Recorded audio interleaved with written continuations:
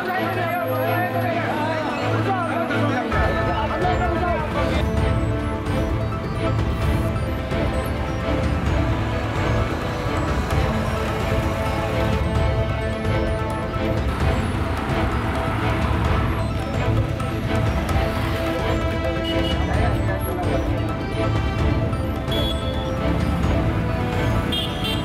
আজি সমগ্র ভারতকে ধরি আমার অসমতো এই বন্ধ পালন করা হয়েছে।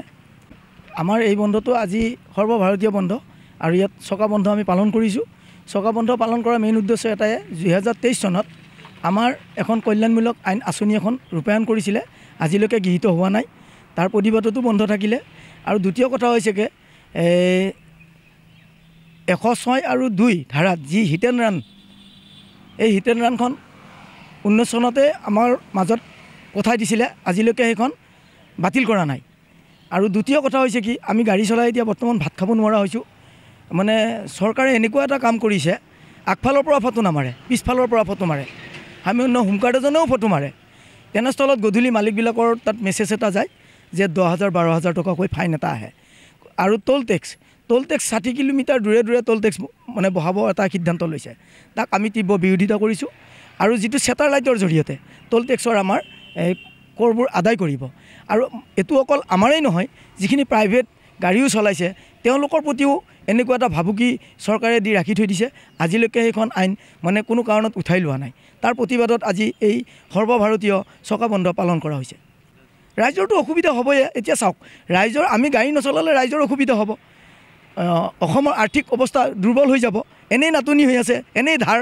গতিকে আৰু কি ক'ম আৰু, গতিকে ৰাইজেও অলপ বুজি পাইছে যে হয় গাড়ী মানুহখিনিৰ ওপৰত ইমান এটা কঠোৰ আইনবিলাক জাপি দি থৈছে। আমাৰ এতিয়া চাওক, আমাৰ উঠা নামাৰ ৰাস্তা নাই, জালুকবাৰীত গাড়ী ৰাখিব নোৱাৰি, কোনো পাৰ্কিং প্লেচ নাই। এটা পাৰ্কিং প্লেচ দিছে গড়চুক, তাতেও গাড়ীখিনি নাযায়।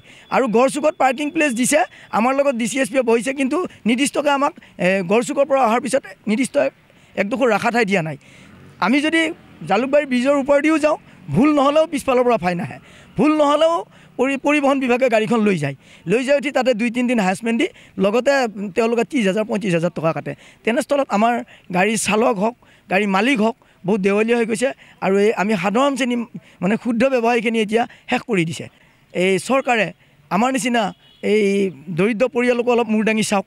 বিভিন্ন ধৰণৰ আঁচনি দিছে, বিভিন্ন ধৰণক দিছে, কিন্তু মটৰ শ্ৰমিকক আঁচনি দিয়া নাই। কিন্তু মটৰ শ্ৰমিকে যে এটা সৈনিকৰ দৰে কাম কৰি আছে, এটা সৈনিকৰ দৰে কাম কৰি আছে। যেনে এজন আৰ্মিৰ দিন ৰাত 24 ঘণ্টা কাম কৰে, আমাৰো ঠিক তেনেকুৱা মটৰ শ্ৰমিকৰ তেনেকুৱা অৱস্থা। গতিকে আমি আৰু কুকুৰ মেকুৰী নহয়, আমিও মানুহ, আমাকো মানুহ হিচাপে চাওক তেওঁলোকে।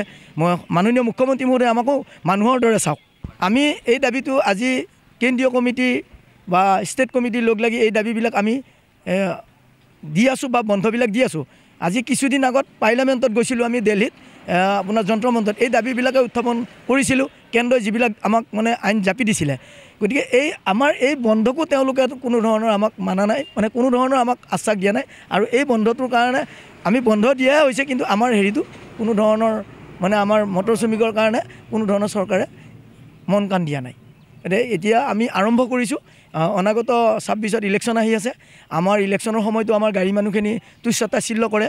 চৰকাৰীভাৱে চাকৰি কৰা মানুহখিনিক যথেষ্ট পইচা দি পঠাই দিয়ে, কিন্তু আমাক 200 250 300 টকাত দিয়ে। আমাৰ ঘৰো নচলে, 3-4 দিন থাকিব লাগে। গতিকে এইবাৰ আমি সিদ্ধান্ত লৈছোঁ অসমে যে আমি পৰিবহণ বিভাগক, আমি আমাৰ ড্ৰাইভাৰ চালকসকলে আমাৰ চাবিবিলাক পৰিবহণ বিভাগক গতাই দিব, কিন্তু ইলেকশ্যনত আমি নাযাওঁ। আমাৰ লাইচেঞ্চ বাতিল কৰে যদিও কৰিব। তাৰমানে আমি এতিয়া বৰ্তমান একত্ৰিত হৈছোঁ সকলো মটৰ শ্ৰমিক। পৰৱৰ্তী সময়ত আমি চাবিবিলাক মালিকবিলাকক গতাই দিম। আমি কিবা হাজিৰা ঠিকা কৰি খাম, যে গাড়ী চলাই যে ভাত খাম এইটো নহয়।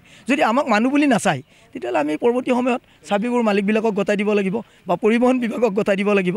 তাক বাদে বেলেগ বিকল্প একো নাই আৰু।